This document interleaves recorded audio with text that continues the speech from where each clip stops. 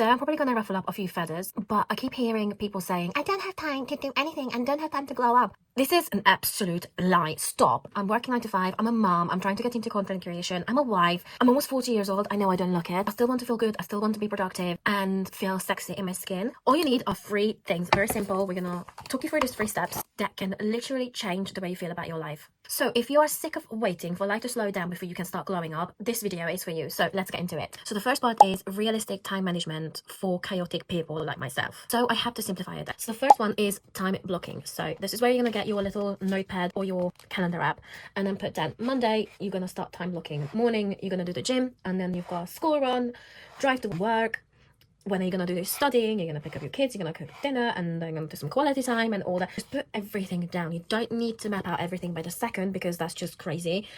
But just write down what are the things that you need to do that day. And honestly, by me doing this, done, gym done, school run, this is done, just gives me a false sense of control and achievement. What I also do is I do little buffer zones when life is just not going to plan and things pop up. You're not going to be able to predict everything. So you need to leave a bit of breathing space if things don't really go to plan. So that leads on to tip number 2, which is 2 daily non-negotiables. Every day I ask myself, if I could only do 2 things today, what would make my day feel like a win? And for me, it's usually something like I need to move my body, I need to spend some quality time with my little one. The rest will have to happen automatically. I have to go to work, I have to drop him off to nursery and all that stuff. So those wouldn't call them my non-negotiables because I just have to do them regardless. And some days my 2 non-negotiable will be I just want to keep my family alive, my children alive and myself alive, and eat something green.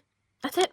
And it still counts. And then tip number 3 is do not rely on motivation, because I tell you what, I haven't got any motivation every single day. In fact, I have very little motivation on a daily basis because motivation is flaky. So I automate and simplify everything that I can. I rotate the same outfits for work. I rotate the same gym fits for the gym. Meal prep that looks edible. It doesn't have to be the most amazing meal prep. It can be really just some chicken and rice and some vegetables, well seasoned. You just need to have something that you can grab so you don't end up snacking on junk. So key takeaway is you do not need the perfect plan. You need a loose plan, but you need to stick to it and be consistent with that. If you are always feeling behind, from my experience, it means your schedule is probably just built for a robot and not with a human with a life, especially if you're a mom, if you're working, if you're studying, if you're whatever. You're not a robot, so simplify that routine and automate as much as you can. And then part number 2 is glowing up without the overwhelm. So I used to think that glowing up meant this full transformation montage with a dramatic soundtrack and 8 new habits overnight. And honestly, plot twist, the real glow up is just doing the little things consistently. So tip number 1, if it takes more than 15 minutes, I'm not doing it. This means I'm going to do my press-on nails, which takes me next to no time. I'm going to do my false lashes, will take me 8 minutes. And I'm doing 1 laundry a day or 1 laundry every other day, not 7, not trying to cram everything in one day. And that's my whole day is all about just doing laundry. I then go and tidy up 1 corner, 1 drawer, 1 task rather than focusing on I have to scrub the whole house beginning till the end from top to bottom. Tip number 2 is stack your habits. So for example, my nighttime routine, I will put something on my YouTube, uni work that I'm doing. So that's in the background, it's playing, I'm brushing my teeth, I'm doing my skincare, doing my gua sha, that's 15 minutes.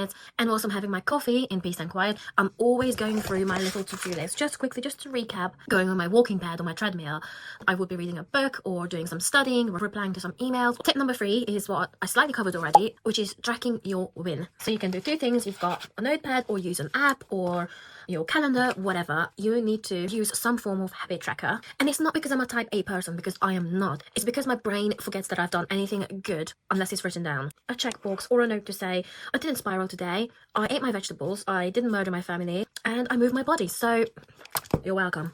And last part 3 is create identity-based habits. So basically become the new version before you feel like her. So this will be a mindset shift. Instead of asking, what should I do today? The question should be, who am I trying to become? So this small shift will change absolutely everything, because when you focus on your identity first, your choices get clearer and your actions start to align automatically. So tip number 1 is choose the identity, who you want to become. So I actually work towards a few things at the moment. I'm trying to become a woman that takes care of their body. I want to create more content. I'm trying to be more organized and more calm, even in chaos. I'm trying to become the healthiest, the fittest version of myself at 40, and then write it down where you see it often. So I put it on my little notepad that I look at every single day, but it could be mirror, phone wallpaper, fridge, journal, calendar, whatever that you look at every single day. Tip number 2, take tiny actions that match the identity that we just talked about. Ask yourself, what would you do right now?